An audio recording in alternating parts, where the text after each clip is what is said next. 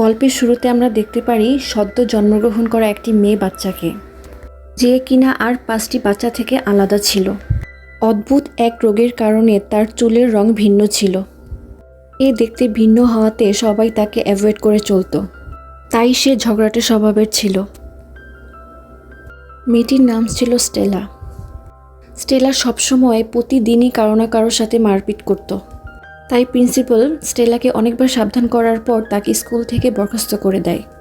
তাই স্টেলার মা স্টেলাকে নিয়ে লন্ডন চলে যায়। লন্ডন যাওয়ার সময় স্টেলার মা গাড়িটি একটি বাড়ির সামনে থামায় আর স্টেলাকে বলে, আমি আমার বান্ধবীর সাথে দেখা করে আসি, তুমি আমাকে কথা দাও তুমি বের হবে না। আর স্টেলার মার গলায় একটি লকেট ছিল, যেটি খুলে স্টেলাকে পরিয়ে দেয়।